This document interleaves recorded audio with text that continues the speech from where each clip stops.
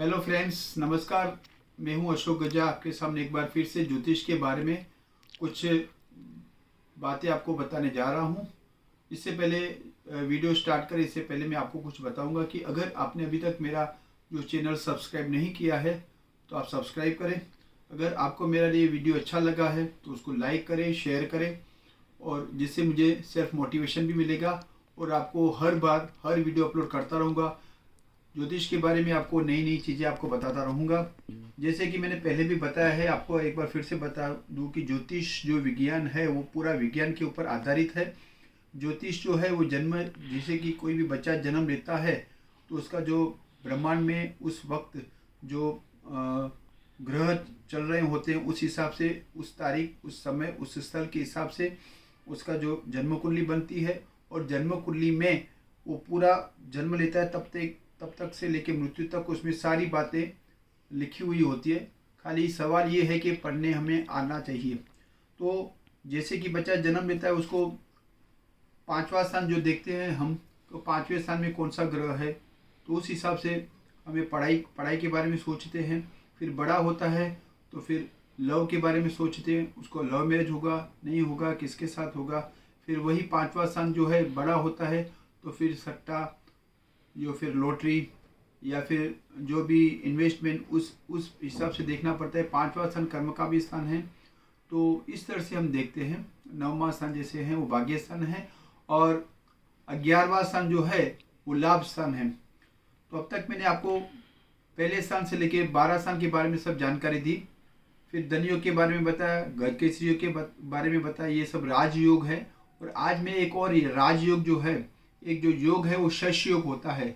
शस्य योग वो शनि से बनता है योग, और शनि जितना पावरफुल होता है आजकल के कलयुग के ज़माने में उसकी जय होती है।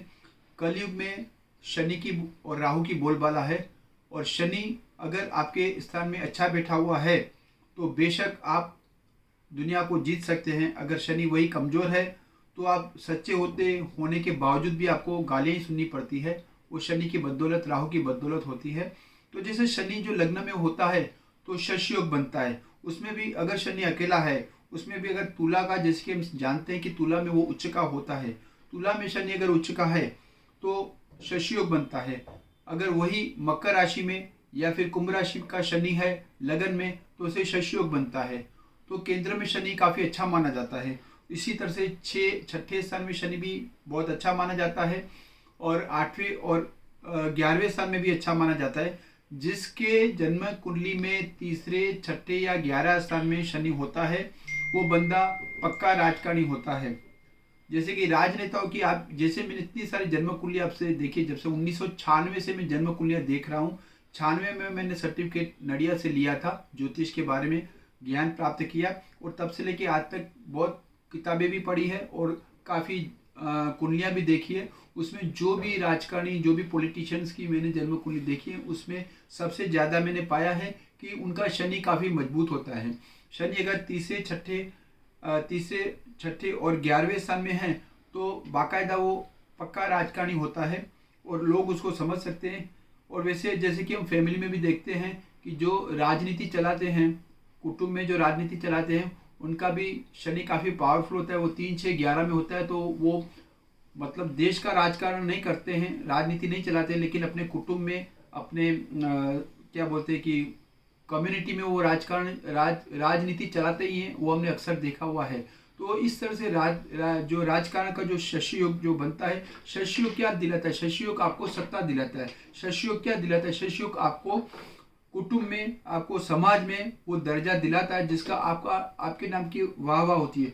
हमने भी जैसे देखा है कि कई कम्युनिटी में ऐसे कुछ नाम होता है कि अच्छा वो बंदा, वो तो काफ़ी भला बंदा है, वो काफ़ी अच्छा है, उनसे लोग राय लेने भी आते हैं। जो जज होते हैं, जो हाई कोर्ट में, सुप्रीम कोर्ट में वकील होते हैं, जज होते हैं, उनकी कुंडली में अक्सर हमने देखा है कि शनि काफ़ी पावरफुल होता है।